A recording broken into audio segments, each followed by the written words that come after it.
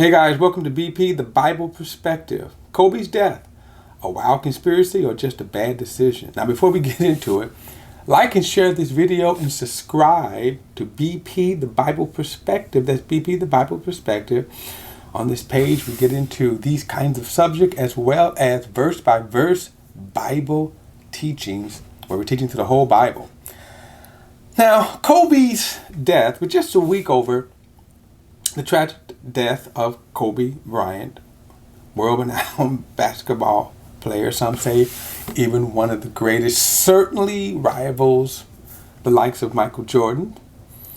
And of course, a little over a week ago, he was killed in a tragic airplane crash. And since then, of course, there have been wild speculations as to why he's dead. And one of the wildest, craziest is, of course, the conspiracy that maybe he was taken out, Now, the crazy brother who spun this, one of them anyway, had a PhD, which is always amazing to me. And like with all conspiracy theories, the one question I always ask is why? Now, you might have heard other, especially the Afrocentric conspiracy theories. Now, you heard some of the other ones. Prince, for example, was killed because he wanted to buy his record collection or radio program. Bill Cosby was jailed because he was trying to buy NBC. Michael Jackson was killed because he was trying to buy Sony. Now, no one offers a shred of proof. As with all conspiracy theories, when I ask why, no one can ever give an answer. Well, because, by the way, in all those cases, they could have just said no. If Michael said, hey, I want to buy Sony, Sony could have said no. If Bill Cosby wanted to buy NBC, NBC could have said no. They didn't have to go through this elaborate Illuminati plan to take them out, take out all the black people. But, by the way, in all cases, and I'm going to come back to Kobe, their deaths can be simply explained to just bad decisions. A bad decision. In case of Bill Cosby, his, of course, was years in the making.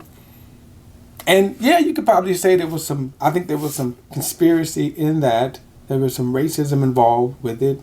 I think more than likely he got caught up with the Me Too movement. Michael Jackson made a bad decision to use a jacked up doctor who didn't have the sense to just do one job. This doctor's job was one, to make sure that Michael wakes up. He was paid $150,000 a month, y'all. $150,000 a month. And all he had to do was just watch Michael, but he was on the phone with his girlfriend. Bad decision. Of course, it was the bad decision for Michael to even have that kind of drug. Okay? to have that kind of drug, which was dangerous. Prince, he was on prescription drugs, we come to find out, which was a shock to me. Who knew? Well, people knew. But to keep pushing and to keep pushing and to keep pushing. Bad decisions. And these decisions led to their death. Now, Kobe, it's the same thing that Kobe wasn't on drugs. He wasn't trying to buy something or whatever. Okay? He was on his way to a game. Now, we don't know all of the details, and certainly I wasn't in Kobe's life, and maybe those details may come out in terms of some of the things that might have happened that morning. Some people say he went to church, receive a communion. I don't know. Maybe. But one of the things I think we do know is that he wanted to get to a game. Who knows? Did his daughter say, Daddy, we got to get to this game? Did Kobe want to get to this game? It was a foggy day in LA. Even the police and the sheriff didn't fly. But okay, he got special permission to fly. And for whatever reason, you see, he flew. And as he flew, the pilot, it was foggy. Couldn't see. Now, what was a surprise to me was that though his helicopter was what they call the Bentleys of helicopters, it didn't have certain equipment, which to me, I'm surprised. So So he was kind of, in a sense, flying by sight, not instruments.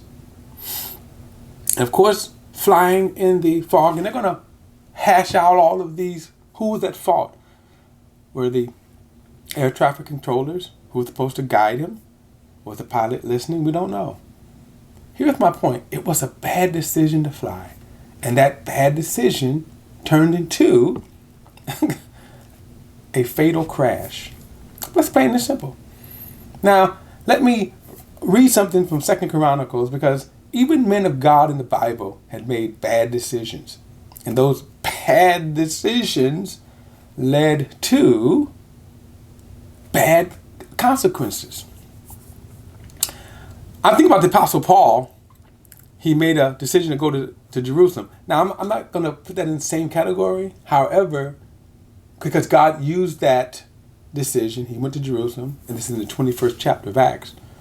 That led to a 5-year journey for him that ended up in Rome. And along the way, he witnessed to everybody. In that case, God was able to use his bad decision. I want to read something, though, from the... and this is found in 2 Chronicles. And in this, Josiah the king. Now, Josiah the king was the generation just right. I mean, not even the generation, but he was the generation that was ushered into the Babylonian captivity. In fact, Josiah was around when Jeremiah the prophet was around. Now, Josiah was a good king. In fact, Josiah was prophesied 200 years before he was born. You go back in Kings and you find that God names Josiah. He did perform great performance. He was godly. I mean, he reinstituted worship, brought back the Passover celebrations. And when he found the book of the law, he was just heartbroken over that. And God saw his heart. But he made a bad decision. And let me read this. He said, after all of these great deeds, this generation was blessed. And just a side note, how blessed it is when you have a righteous king. This is in 2 Chronicles chapter 35. I want you to read this story. It says in verse 20, it says, after all of this, Josiah had prepared for the temple. Necho, king of Egypt, marched up to fight at Carchemish, and by the Euphrates, and Josiah went out to confront him. But Necho sent messengers to him, saying, what is the issue between you and me, king of Judah? I have not come against you today, but I'm finding another dynasty. God told me to hurry. Stop opposing God who was with me. Don't make him destroy you. But Josiah did not turn away from him. Instead, in order to fight with him, disguised himself. He did not listen to Necho's words from the mouth of God, but went to the valley of Megiddo to fight. And the archers shot King Josiah, and he said to his servants, take me away, for I am severely wounded. So his servants took him out of the war chariot, carried him into his second chariot, and brought him to Jerusalem. Then he died, and they buried him in the tomb of his fathers. And all the Judah and Jerusalem mourned for Josiah. Josiah was I'm not saying that Kobe was a prophetic figure or anything like that.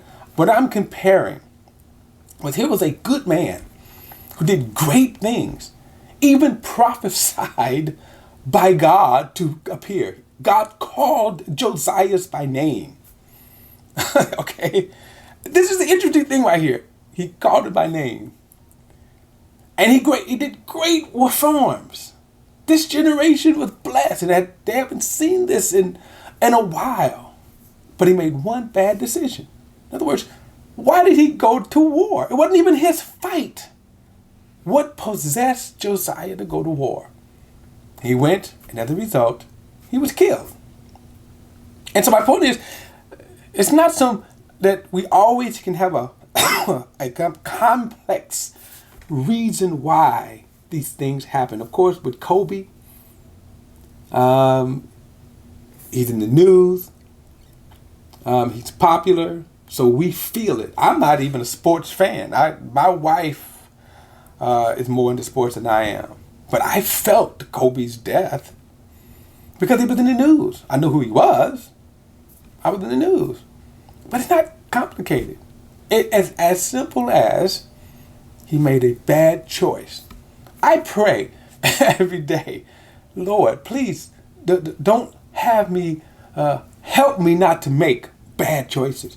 A bad choice for us could be you're driving down the street and you drop your phone, which you probably shouldn't have, or you drop something and you reach for it and you take your eyes off of the road for just a moment, and when you look up, head-on collision. Same thing could be with, of course, texting and driving.